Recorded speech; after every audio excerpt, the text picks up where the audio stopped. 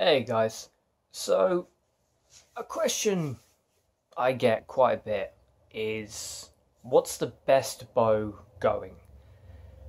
So let's say you just start into archery, but you don't want to start with the beginners and the intermediate levels. You don't want to start with the Timber Creek Stalkers and the Samick Sages and all these. You want to go straight in and you want the absolute best that money can buy.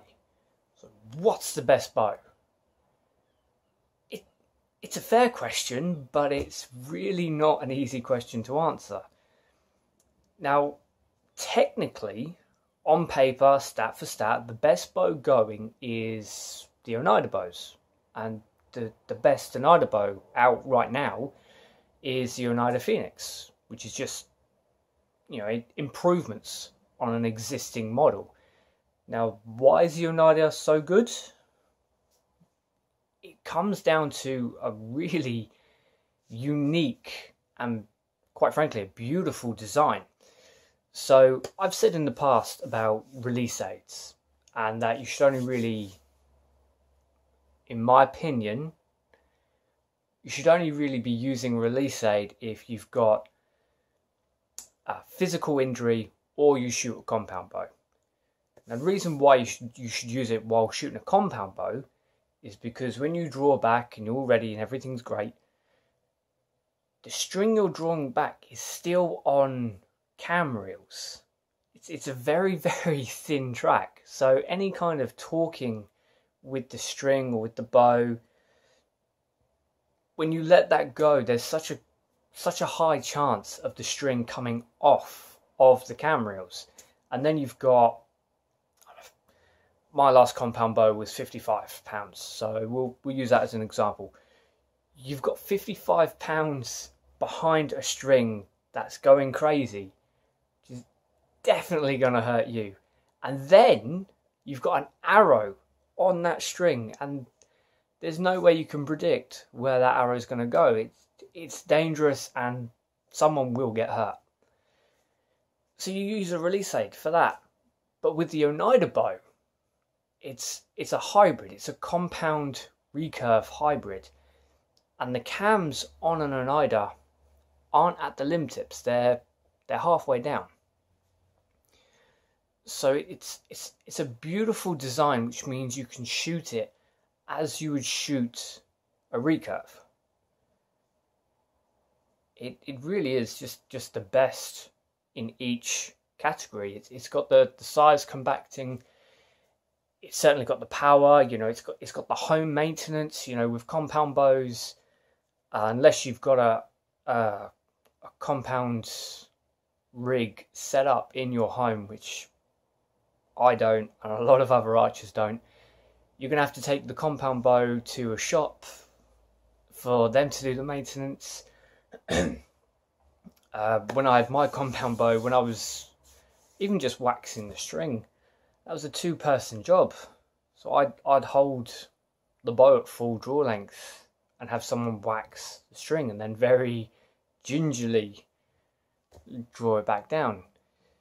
But the Onida bows, they don't have that. You can do maintenance on an Onida at home, and the even adjusting the poundage, it's really simple. You just need essentially an Allen key. It is fantastic. I mean, they're expensive.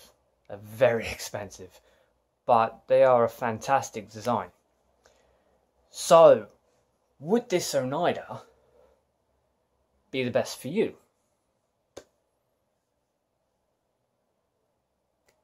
Well, it really depends on you. When I get asked this question, essentially what I tell people to do is to close their eyes and picture themselves holding a bow. That's it, because I have friends who prefer the look and feel of compound bows.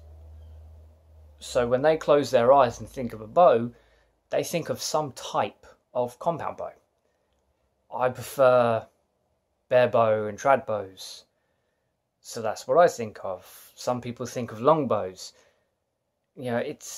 It's really finding the bow that you like the look of, because your shooting style is going to essentially it's going to be based around what you perceive to be appealing. Some people like the look of a bow that's got all the bells and whistles. It's got sights and peep sights and long stabilizers and side stabilizers. That's great for them if they love that look. That's what their archery is going to be geared towards. Some people just want a stick with a bit of string, which is fantastic for them, and that's what their archery is going to be geared towards. So it's not a simple question of looking at the statistics and seeing which bow outweighs the better, which bow outweighs another bow. So does the Hoyt Game Master 2 beat the Timber Creek Black Panther? Does the Black Panther beat Onida?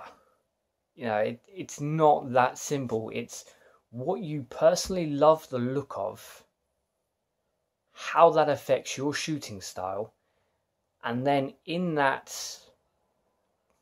category of what you perceive to be more natural and better suited to you, what you can get your hands on and what you feel is good when you shoot.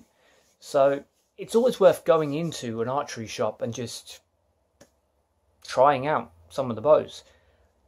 I think every archery shop will let you just take a bow down and try it before you shoot. There's no real forcing. If someone's trying to force sell you a bow, get out of that shop and go somewhere else. Sometimes in the areas you are, it's a little bit difficult, but a good archery shop won't force you and won't play the hard sell. They'll let you discover the bow that you love to shoot. Hope it helps. See you around.